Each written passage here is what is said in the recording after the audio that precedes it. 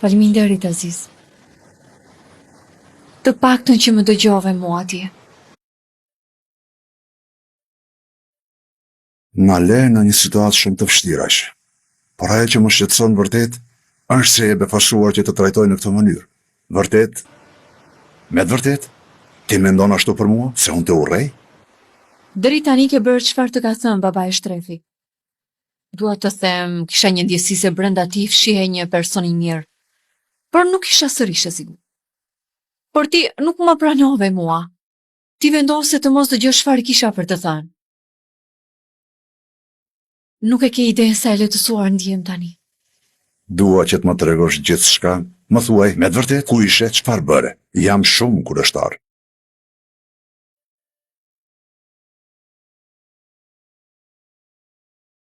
Në fakt të gjithë ishim shumë të shqetësuar për ty.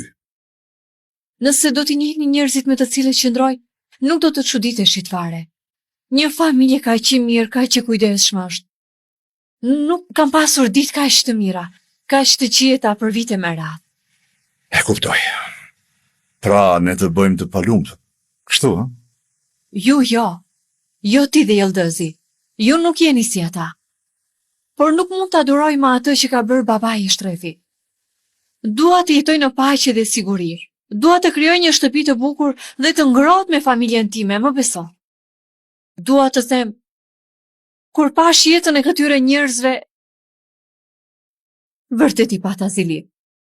Nuk kam mundur të fler rehat kur e mbështes kokën e jashtëk për vite me radhë, duke menduar për njerëzit që kemi mashtruar me të vërtet.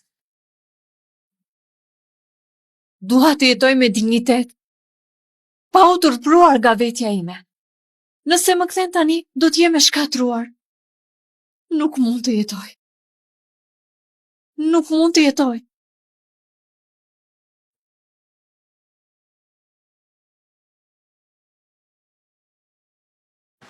E dashur Leila, shiko bukuroshe, kjo është shtëpia jote. Ti mund të qëndrosh këtu sa të duash. Kur të duash, mund të vish këtu pa problem. Por, duhet t'jesh edhe pak më e kuptueshme ndaj babait tënd. Po, bi, si do që të jetë, nuk mund t'i kthesh shtëpinë në shtëpisë së babait.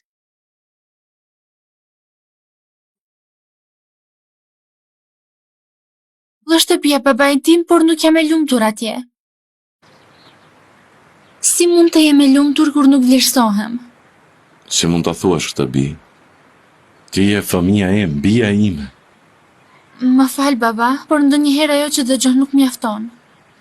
Ti as nuk i merr seriozisht ato që them unë në atë shtëpi. Po sillesh pa drejtësisht, Leila. Në rregull, patyshim që të mërzitë pa dashje. Por nuk mund të thuash kur se nuk më intereson për ty. Hajde, bi, le të shkojmë në shtëpi. Dëgjoj, po e shqetësojmë njerëzit. Mjaft, më hajde. Pse kam bëngull, nuk dua të vi, nuk dua. Në rregull. Motër, thuaj diçka edhe ti.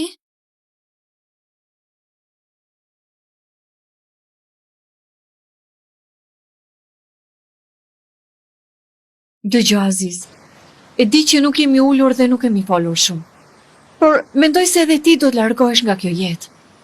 Ne ndërtojmë jetën tonë mbi pak kënaqësitë të tjerëve. Edhe sa kohë mund të vazhdojmë kështu ne të dy? Vetëm mendo. Ne jemi të lirë nga e keqja. Të gjithë kemi punët tona. Nuk shqetësohemi për shmangjen e kreditorëve gjatë gjithë ditës. Ne kemi fqinjë dhe miq kaq zemërmirë. Ne i përshëndesim ata çdo mëngjes dhe çdo mbrëmje. Por më beso.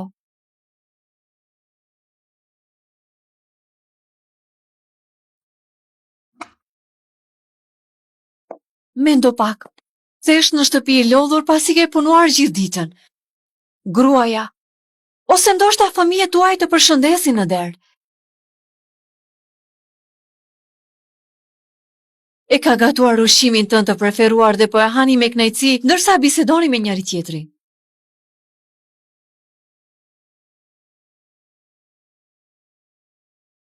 Mezja del mban me para që fiton me djersën e ballit. Ndoshta nuk e shumë, mirë po je në paqe. Ti e ve kokën e jashtëk i qetë çdo natë.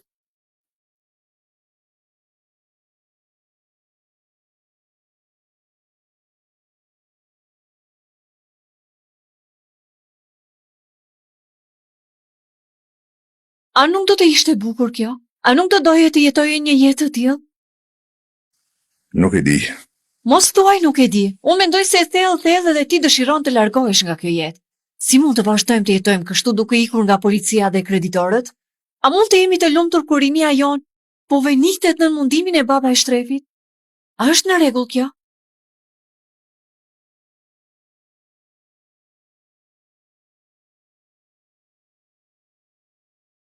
E di çfarë? Në fakt ke të drejtë. Ke të drejtë. Por rruga jonë është tashmë e përcaktuar aq. Që tani tutje ne mund të shohim vetëm në ëndër ata që tregove. Këto gjëra që i the ti janë të pamundura për ne. Jo. Nuk mendoj se është e pamundur që kjo ëndër të bëhet realitet, beso. Dëgjoj, për herë të parë në jetën time pata një mundësi të tillë. Nëse nuk më merr tani, do të punoj me gjithë forcën time për ta bërë këtë ëndër realitet.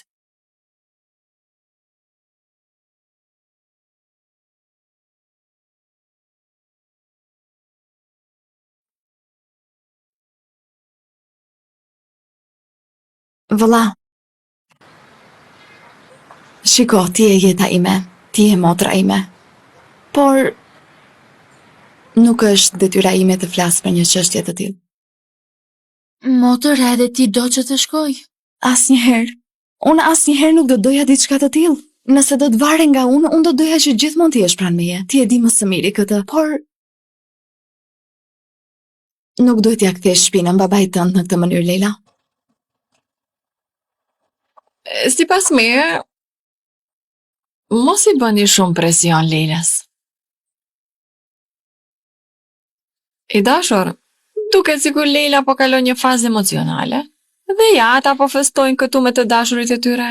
Le të mos ju aprishim humorin. I dashur, nëse është në rregull për ty, le të qëndroj këtu, pastaj nesër vi me marrim.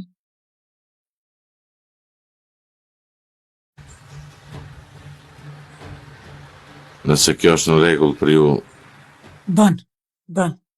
Leila konsiderohet vajza jonë, ka një vend të veçantë në kokat tona. Shiko sa bukur.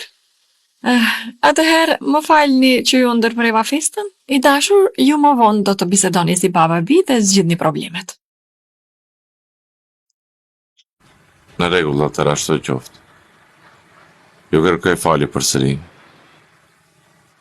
Ju penguam në ditën tuaj më të veçantë.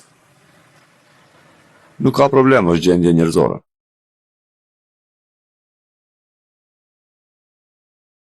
Bi, hajde mos u mërzit edhe ti. Mos e humbë gëzimin.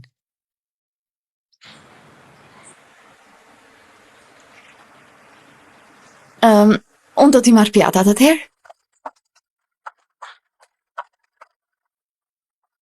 Dashuria ime, jam shumë krenare për ty. Ti veprova në mënyrën më të mirë.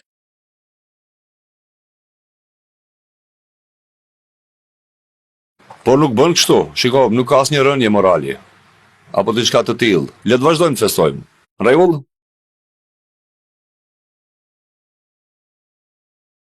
Çfarë do të bësh, Aziz?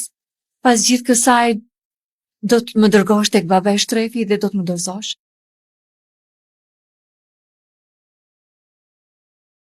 Dëgjoj, thellë je një njeri i mirë ti. Nuk do të ma bëje këtë të keqe, apo jo? Mos u shqetëso. Do të qëndrosh këtu. Unë nuk do të dërgoj te shtrefi. Faleminderit shumë. Nuk do të harroj kur këtë të mirë.